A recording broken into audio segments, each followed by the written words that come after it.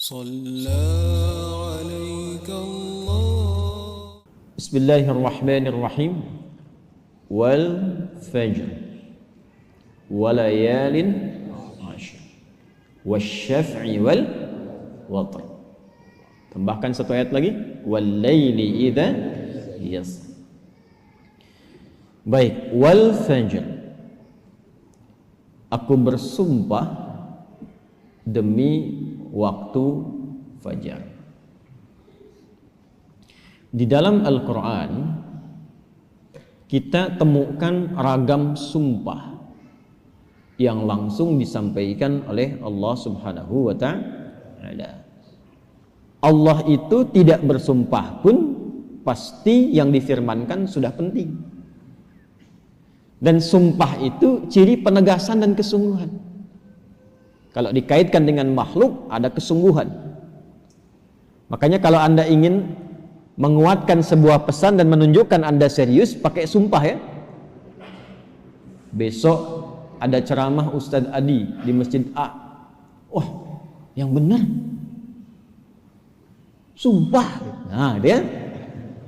Nah, kata sumpah itu kan biasanya untuk menegaskan sebuah makna kan dan menunjukkan kesungguhan. Nah, Allah itu tidak bersumpah pun itu pasti sudah penting apa yang difirmankan. Apalagi kalau disertai dengan sumpah. Maka pasti ada yang istimewa di dalamnya. Jadi kalau kita menemukan ayat dalam Al-Quran diawali dengan sumpah, ini menunjukkan pesan yang disampaikan di ayat itu tidak biasa, ada yang sangat penting, berbeda dengan pesan-pesan yang lainnya. Jelas sampai sini? Baik. Wal fajr, ciri sumpah pertama itu kalau ada di awal ayat. Ini secara umum ya, dibuka dengan huruf waw. Ujung akhir kalimatnya, ujung kalimatnya itu harakatnya kasrah. Sudah? Misal waw ketemu satu kalimat ujungnya kasrah, wal fajri wal laili wasyamsi wadhuha. Jadi setelah waw ada kalimat ujungnya kasrah. Nah, itu diartikan wawunya sumpah. Qasam namanya, wawil qasam. Kalau sudah dibuka dengan seperti ini, artinya informasi yang disampaikan setelah huruf waw itu penting, tidak biasa. Wal fajr, aku bersumpah demi waktu fajar. Ada beberapa pendapat dari kalangan ulama tentang fajar yang dimaksudkan di ayat ini. Jadi di sini Allah bersumpah dengan 5 hal. Ada 5 sumpah. Aqsamun khamsah, kata para ulama, terdapat 5 sumpah di dalamnya. 1, wal fajar, demi waktu fajar. 2, walayalin ashr, dan 10 malam yang istimewa. 3, wasyaf'i, wasyaf'i, demi waktu genap. Kemudian 4, wal watr. 5, wal laili idza yasr. Ada 5 di sini disebutkan, menunjukkan ada 5 yang istimewa. Saking istimewanya dibuka oleh Allah Subhanahu wa taala dengan sumpah. Baik. 1, fajar. Secara cepat saja. Para ulama setidaknya menyebutkan secara umum ada 2 pemaknaan di kata fajar di sini. Yang pertama yang dimaksudkan setiap waktu fajar. Itu penting. Setiap waktu fajar dalam setiap hari. Jadi ada satu yang istimewa, waktunya di waktu fajar dari sekian perubahan waktu yang kita alami dalam sehari. Kan dari fajar nanti muncul ke pagi, pagi ke siang, siang ke sore, sore ke maghrib, maghrib ke malam kan. Nah, dari perputaran waktu itu, di antara sekian banyak waktu, fajar itu istimewa. Karena itu Allah panggil kita untuk bisa menunaikan sholat di waktu fajar. Ya, hakikatnya bukan hanya sholatnya. Ada waktu-waktu yang hanya dalam fajar itu yang nggak ditemukan keistimewaannya di waktu yang lain. Contoh, kita ambil ke ibadah ritual dulu. Sholat di waktu fajar ini Itu 2 rakaat sunnahnya saja. Sunnahnya, belum masuk ke fardunya. Itu nilainya disebutkan oleh Rasulullah SAW lebih baik daripada dunia dan seisinya. Raka'atul fajri khairum minad dunya wa ma fiha. Kalau Anda mampu menunaikan 2 rakaat fajar, itu yang dimaksud sunnahnya. 2 rakaat, tapi disebutkan kalimat fajarnya. Bukan zuhur, bukan asar, bukan maghrib, bukan isya. Dan dilakukannya sebelum salat fardunya untuk menunjukkan betapa pentingnya itu. Karena kalau orang tahu itu penting, pasti persiapan datang sebelumnya. Ya, Anda tahu di sini akan pengajian kan? Subuh kan? Subuhnya misalnya jam 4.35. Anda menjadikan pengajian itu sebagai hal yang prioritas. Kalau waktunya 4.35, datangnya jam berapa? Ada yang nginap, ada yang itikaf. Karena menjadikan itu penting. Kalau tak penting mungkin diabaikan. Nah, Allah menyatakan fajar itu penting. Jangan tinggal. Bahkan saking pentingnya, ada di antara hamba-hamba Allah yang menyiapkan waktu fajar itu bangun dari sebelumnya sampai warming up dulu. Pemanasan supaya subuhnya itu, fajarnya itu bisa optimal. Bangun dari malam, Pak. Ada yang menjelang fajar itu membiasakan hatinya supaya khusyuk. Sehingga saat sholat di waktu fajar sudah terkoneksi kepada Allah dengan baik. Cara menyiapkannya dengan istighfar. Waktu singkat menjelang fajar itu disebut sahar namanya. Jamaknya disebut ashar. Ada orang-orang yang kalau sudah tiba waktu ini dia banyak istighfar, istighfar, istighfar, istighfar, supaya hatinya lapang saat fajar tiba, terkoneksi sempurna kepada Allah. Sempurna, nyambung. Itu ada di Quran surah ke-51 ayat 18. Wabil ashari hum yastaghfirun. Ya. Kalau ingin dikuatkan kesabaran, ingin diberikan rizki sehingga bisa sering infak, ya. Ingin diberikan kemampuan menjalankan segala sesuatu dengan benar, menatap dengan benar, mendengar dengan benar, berjalan secara benar. Itu diantara amalannya rajin istighfar di waktu sahar menjelang fajar. Dah, ini ijazahnya langsung dari Al-Quran. Surah ketiga Ali Imran di ayat ke-17. As-sabirina was-sadiqina wal-qanitina wal-munfiqina wal-mustaghfirina bil ashar. Ya.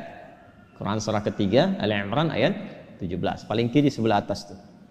Itu di situ istighfar di waktu sahar itu disamakan dengan 4 amalan tadi. Sabar, khusyuk dalam ibadah, bisa rajin infak, dan benar dalam menjalankan aktivitas. Itu diantara latihannya rajin istighfar menjelang fajar. Makanya kalau sudah istighfar, terbuka hatinya, terkoneksi dengan Allah, itu ibadahnya akan lebih enak dibandingkan dengan yang jarang istighfar. Gitu. Alhamdulillah. Ada sifat qanitin di situ. As-sabirina wal qanitina.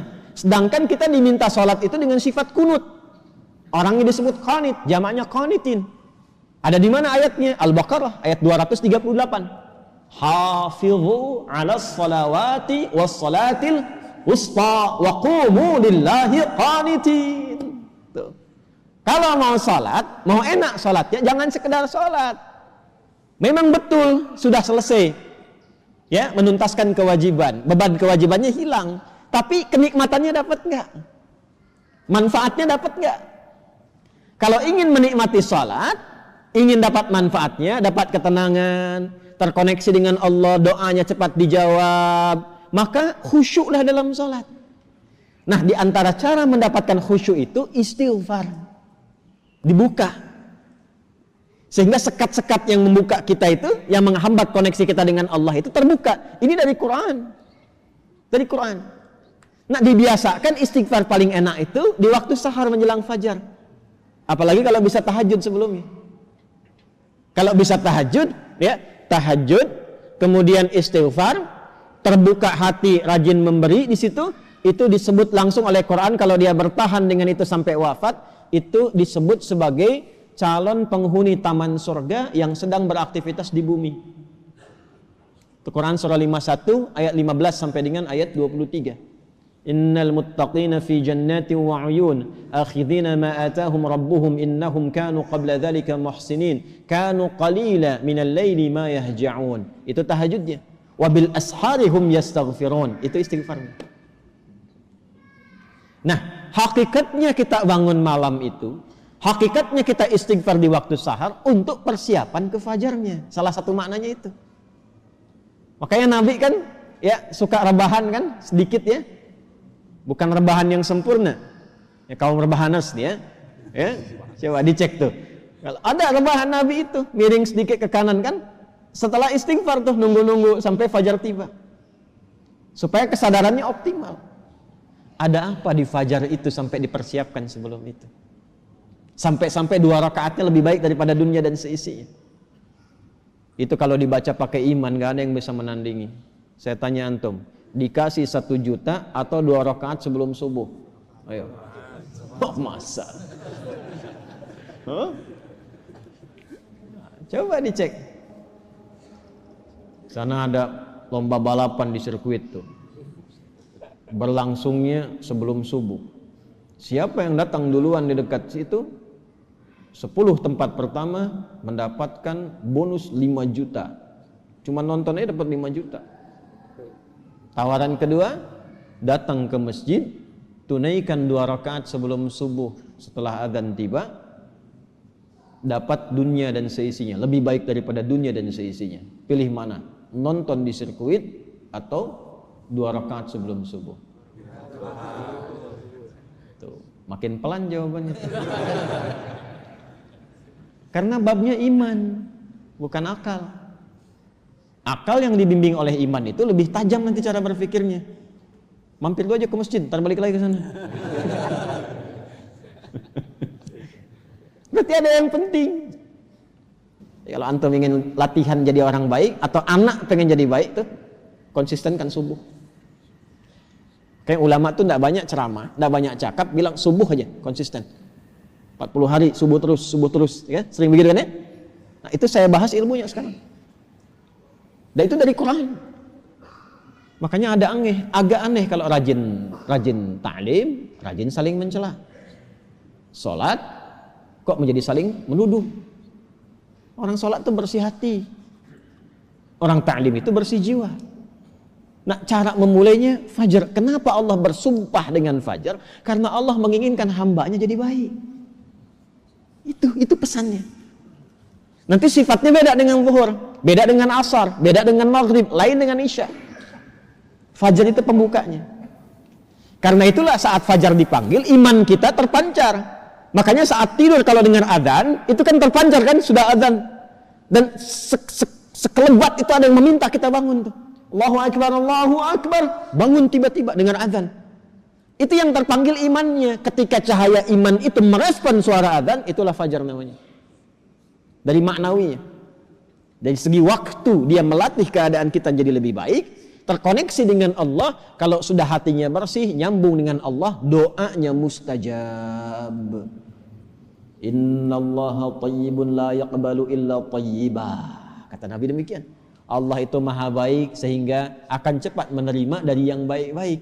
Hatinya sudah baik, sudah lapang, jauh dari maksiat, maka apapun yang dia minta dikabulkan oleh Allah Subhanahu wa taala. Karena itu saat-saat paling tepat untuk berdoa itu, memperbanyak doa itu saat fajar. Malaikat kumpul semua. Hadisnya sahih. Ya, inna malaikatal laili wa malaikatan nahar tajtami'u fi waqtil fajri atau kama qala Rasulullah sallallahu alaihi wasallam. Malaikat siang dan malam kumpul semua di waktu fajar. Alhamdulillah malaikat itu gaib. Kalau tampak tak jadi kita ke masjid. Sayapnya banyak tuh. Siapa? Israel. Balik lagi. Kumpul semua. Nah, kalau sudah kumpul malaikat itu banyak berkahnya. Berkah itu ziyadatul khair, bertambah kebaikan. Kalau doa diaminkan. Kalau istighfar dimohonkan ampunan kepada Allah. Berkah lagi kalau subuh jamaah pengajian, berkah. Berkah lagi itu. Itu dari berangkat langsung malaikat memohonkan kepada Allah kebaikan. Hadisnya viral sahih di Ibnu Majah itu. Ya, dari Abu Darda radhiyallahu taala anhu. Qala Rasulullah sallallahu alaihi wasallam, man salaka tariqan yaltamisu fihi ilma sahhala lahu tariqan ila al-jannah wa innal malaikata la tadau ajnihataha ridan li talibil ilmi. Orang mau berangkat menuntut ilmu, itu malaikat membentangkan sayap memohonkan kepada Allah ridha untuk orang itu. Berangkat dia ke masjid pas di waktu fajar, banyak sekali. Makanya kalau bapak ibu ke masjid waktu subuh nggak doa, rugi itu. Itu fajar.